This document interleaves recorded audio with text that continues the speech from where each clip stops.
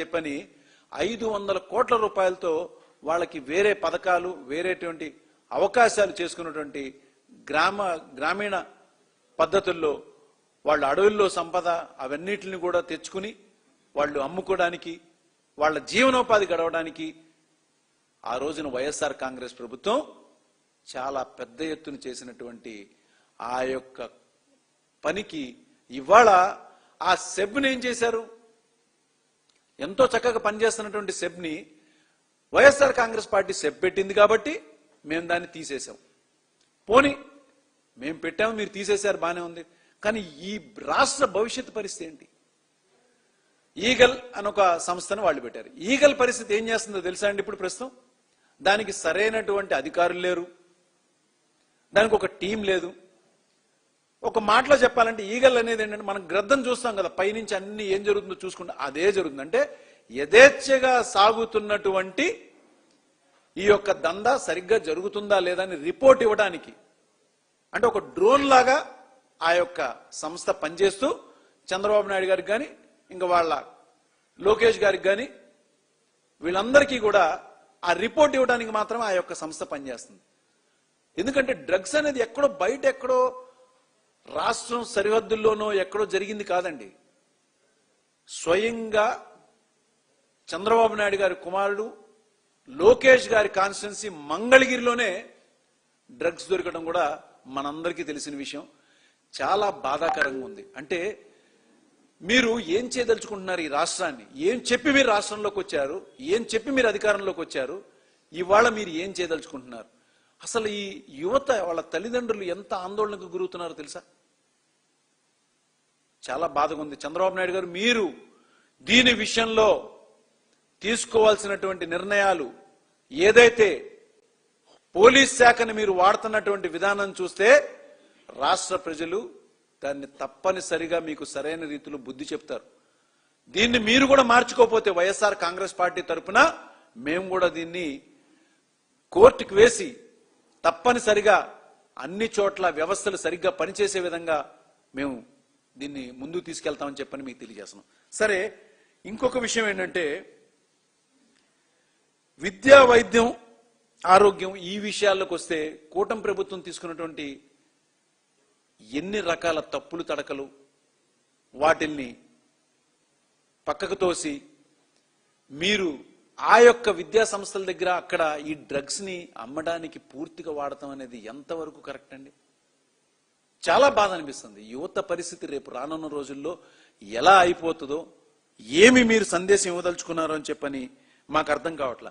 ఒక పక్క మీరు వాగ్దానాల పరంగా ఏం చేశారు? సూపర్ 6, సూపర్ 7 మేము వచ్చామంటే ఇచ్చేస్తాం, గత ప్రభుత్వం ఇచ్చినటువంటి హామీల కన్నా ఎక్కువగా మేము ఇవి అమలు చేస్తామని చెప్పని, మరి అసలు కనీసం కొద్దిపాటి సిగ్గు కూడా మీరు పడకుండా హామీలు మేము అమలు చేసేసాం, super hit, super 6, super hit, super 6 అని చెప్పని దానికి ఒక కార్యక్రమం పెట్టడం, అదొక ఖర్చు. చేశారా చేయలేదా అనేది ప్రజలందరికీ తెలుసు.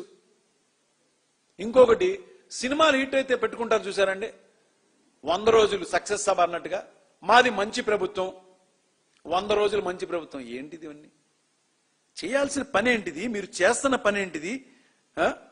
ఇక్కడ డ్రగ్స్ ని ఇంకా చాలా చాలా భయంకరమైన విషయం అండి. MDMA, అది ఆ మాదక ద్రవ్యం అనేది ఒకసారి ఇంకా రాష్ట్రంలో గన స్ప్రెడ్ అయిందనుకోండి, యువత ఎలా మారిపోతారంటే ఒక సైకోల్లాగా మారిపోతారు. అది కన్నా తీసుకోవడం మొదలు పెడితే వాళ్ళు ఇంకా ఆడవాళ్ళని ఎట్లయినా కానీ అంటే రేప్ చేయడానికే కానీ, వాళ్ళని ఇబ్బందులు పెట్టడానికే కానీ, లేదా మర్డర్ చేయడానికే కానీ వెనకాడరు. అంత దారుణమైనటువంటి ఆ యొక్క మాదక ద్రవ్యం ఆఖరికి అది కూడా ఈ రాష్ట్రంలోకి వచ్చేసింది. ఇవన్నిటికీ ఏంటంటే మీరు ఇస్తున్నటువంటి కేవలం ప్రభుత్వం యొక్క అండదండలతోనే ఈ రాష్ట్రంలో జరుగుతుంది. మరి ఇంకా ముఖ్యమైన విషయం ఏంటంటే, మనకి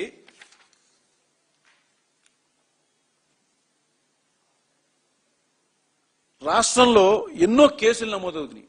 ఏది?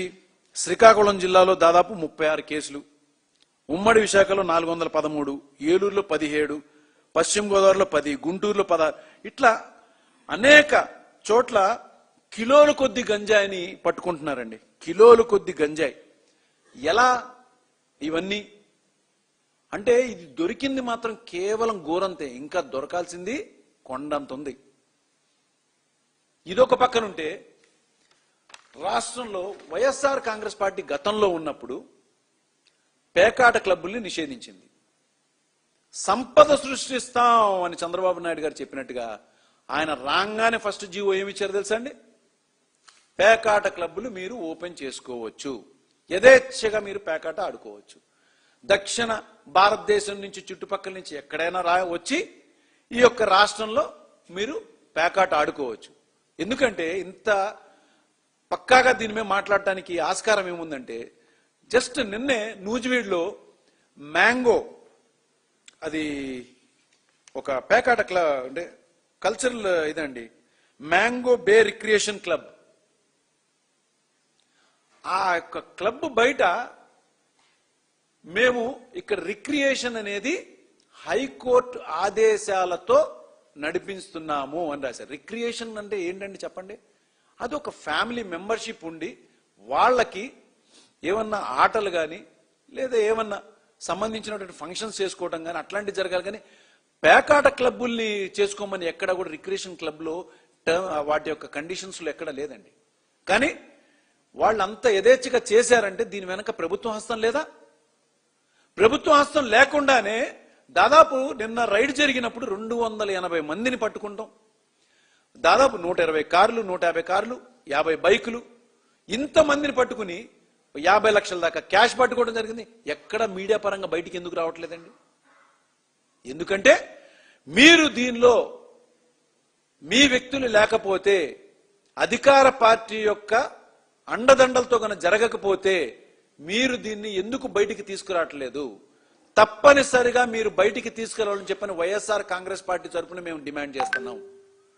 ఎన్ని రకాలుగా మీరు క్లబ్బుల్ని నడిపిస్తున్నారు, ఎన్ని చోట్ల నడిపించి ముఖ్యంగా రాష్ట్రంలో ఈ యొక్క నీచమైన దందాలకు మీరు ఒడిగడుతున్నారు. ఇదేనా మీరు సృష్టిస్తున్నటువంటి సంపద? రాష్ట్రాన్ని దౌర్భాగ్య పరిస్థితులకు తీసుకెళ్లి ఎందుకు పనికి రాకుండా యువతని మటు డ్రగ్స్ కి, పెద్దవాళ్ళని ఇటు పేకాట క్లబ్బులకి చేసి ఏం చేద్దాం అనుకుంటున్నారండి చంద్రబాబు నాయుడు గారు? మీరు ఈ రాష్ట్ర భవిష్యత్తును ఏం చేద్దాం అనుకుంటున్నారు? ఇది వైఎస్ఆర్ కాంగ్రెస్ పార్టీ తరఫున మేము చాలా గట్టిగా డిమాండ్ చేస్తున్నాం.